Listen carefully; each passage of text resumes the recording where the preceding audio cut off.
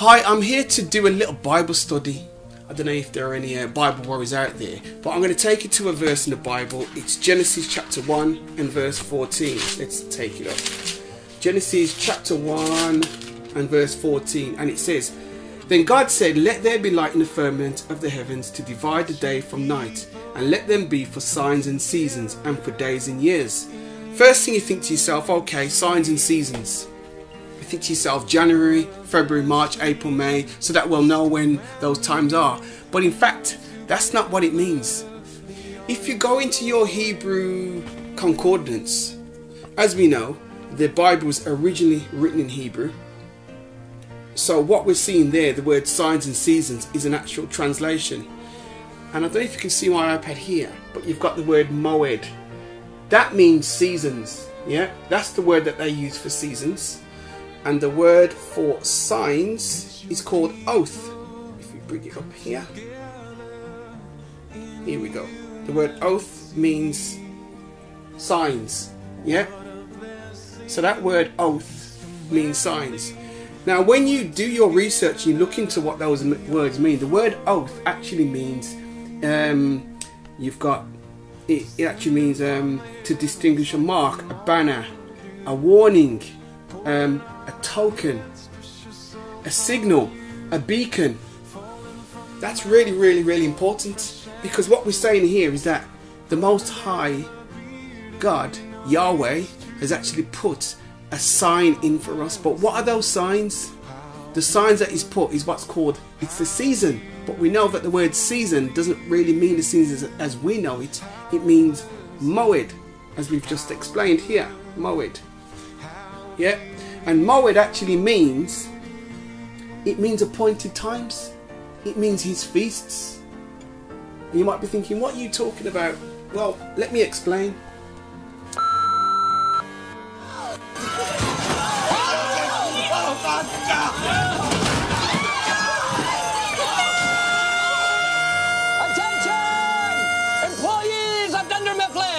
This has been a test of our emergency preparedness. There is no fire, it was only a simulation.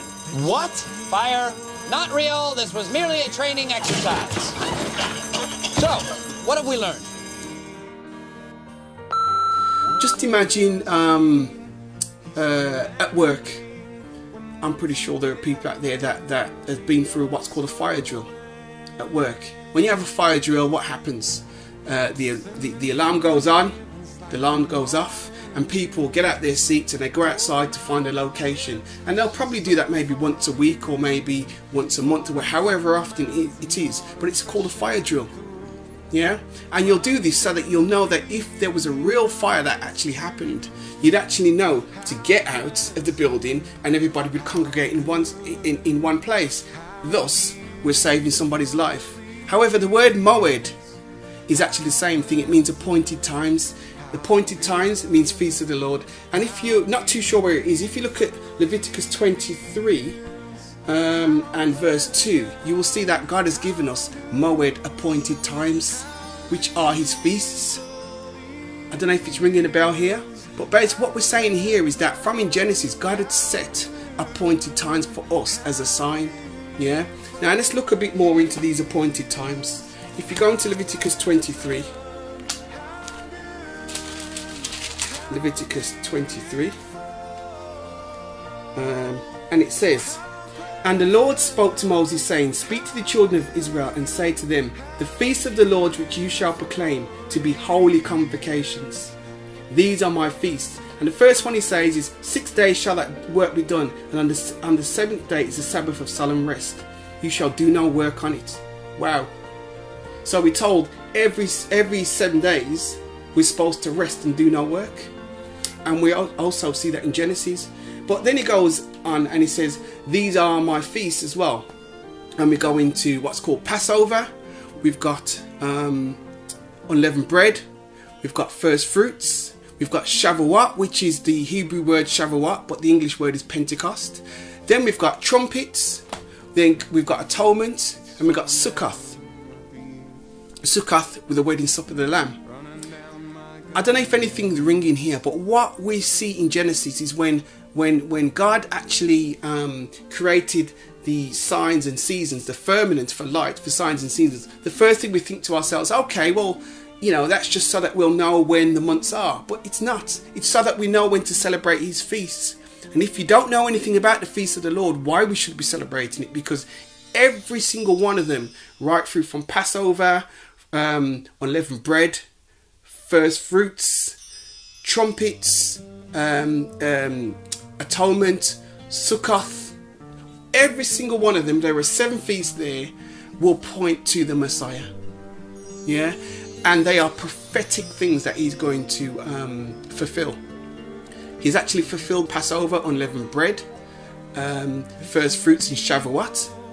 He's fulfilled those, but he hasn't fulfilled the other 3, which is trumpets when he comes, atonement when he gets rid of Satan, although there is a part of atonement that has been fulfilled, but it hasn't been completely fulfilled.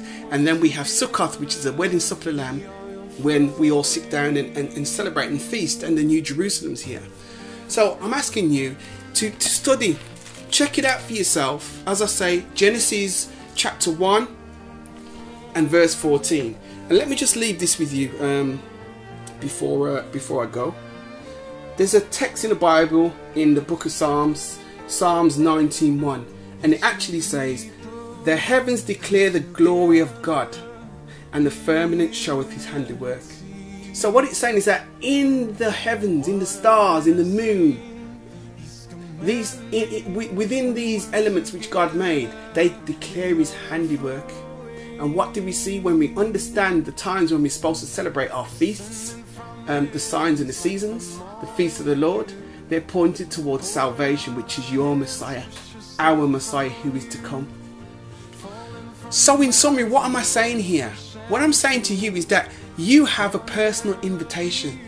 You have a personal invitation with your Messiah. You have a personal invitation to attend God's feasts. They are rehearsals. They're rehearsals here on earth in preparation, and they're rehearsals in heaven as well, because in heaven they are preparing as well, on earth as it is in heaven. Is it ringing a bell? Well, it should do, because what happens here on earth, unfortunately, there are many that are not accepting that personal invitation to attend Yahweh's feast. Instead, we're given Christmas, Easter, Valentine's, all these feasts which has nothing to do with the Most High, nothing to do with God. His identity are not in them. However, his identity is in the feasts. Because when you understand the feasts, when you understand the richness that is within those feasts, they will help you to understand and bring you closer to the Messiah for a deeper and more in-depth and richer relationship. So I challenge you today to go away and do your research on the feasts. Do your research on the translation that's in your Bible, in the King James. Do your research and work out seasons. What does it mean? Why is it in here? What's it telling me? Because the word seasons is mentioned quite a few times, and you'll find that a lot of the times it is in reference to the feasts of Yahweh, appointed times. I'd like to say to you all, Shalom. I'm going to be doing more little clips like this, bite-sized chunks of Bible studies. So enjoy your study, and Shalom. Peace be with you.